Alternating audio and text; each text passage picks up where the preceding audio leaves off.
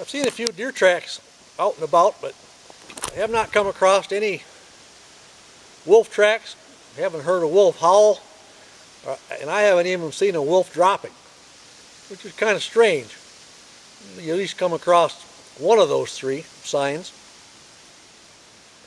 That's not to say we haven't had plenty of really nice wolf encounters over the years. We don't get to see them that often, but maybe that makes them even more mysterious and a more desirable animal. The fact that they stay back in the background so much.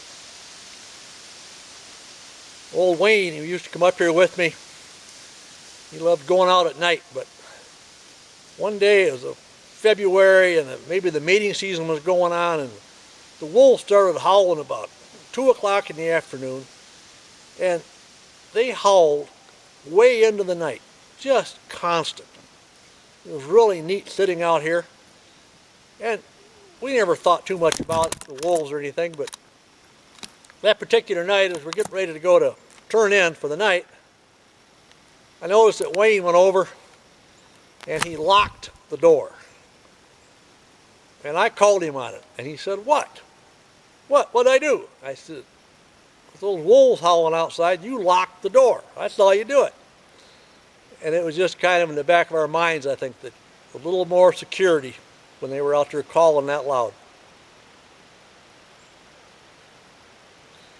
Another time, my friend Tim, we always knew the wolves were watching us because we would look at our tracks the next day and we would see where the wolves would come out of the brush and followed us down our trail. So we had an old piece of bologna one time, and we took it out in an opening and we laid it out there off the trail a little ways. And when we went back to check the next day, we could see that the wolves had come in from most sides, and they didn't eat it, but they came right up and probably put their noses on it, trying to figure out what that foreign piece of meat was.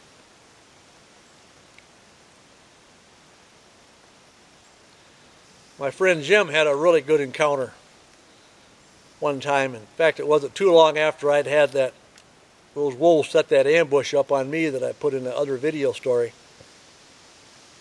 But Jim had skied out of what's called Hawk's Pond, and when he got out on the pond, he realized there was a wolf watching him from over on the bank of the dam.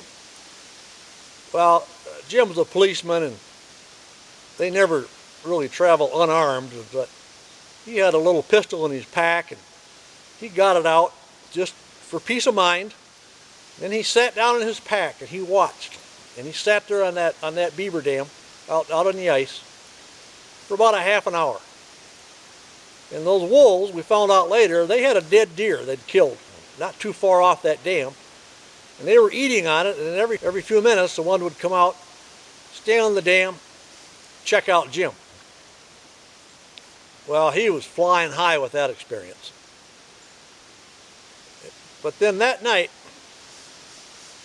we were getting ready to go to bed, and Jim, up to that point, he had slept out here in the yard every night. He always liked to sleep outside. And I wondered, with his wolf encounter that day, if he was going to go out and sleep out in the yard. So, as we're getting ready to turn in, and he's thinking about it, he says, "I think I'm going to sleep inside tonight." Well, I was ready for him, and I said, "I was going to sleep outside tonight. Thought maybe you would too." "Oh, if you're going to, okay, yeah, I will. Well, we got out, and he got way off on a snowbank about 50 yards from the cabin, and I was here within about 30 feet of the door, and we got all nestled in, and it was a cold night, so you get all cinched up in your sleeping bag. And now, I'd never called a wolf before, but I put my hands in my mouth, and I did my best impersonation of a wolf howl. And it wasn't 15 seconds, and that pack called back from about a half a mile away. And then the next call was Jim over buried in the snowbank saying, "Marty." Well, we never did hear the wolves come in any closer or anything, but I'm sure they probably came over and checked us out because it's a territorial thing. And I've been told by the experts that when you call wolves, they do come in. If you check your tracks the next day, you'll see that the wolves came into the spot wherever you were howling at. One day we were having quite a day, and the Again, we like to come up in February because the weather's nicer, the days are longer, snow's still good, and the wolves are usually pretty active, especially if there's a lot of deer around. And we were over skiing about 1.5 miles to the east in what we call Deer Marsh. And it was a warm day, and as we skied through the grass over there, we could smell wet dog. We knew there were no dogs around, and we knew that the wolves had been right there in the area, or they were close enough that we could smell that wet dog smell. Well, that was one of those days. They started howling before we came back to camp that night, and we kind of separated our ways and came back to the camp at different times. And as I neared the cabin about 1/4 mile north, my friend Tim was sitting on the trail, and he put his finger up, he said, and I'd been hearing the wolves, and he said, "There's a wolf over there, and it's so close, I can hear his jaw popping when it howls." Well, he sat there enjoying that, and I did a little circle and came around from the backside of where I thought those wolves might be. Well, they're smart.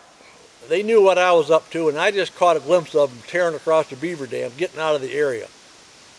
But here, Tim sat there, and probably 50 yards away, they were content to howl because they knew where he was. He was no problem. It just a lot of the special moments we've had with the wolves back here over the years.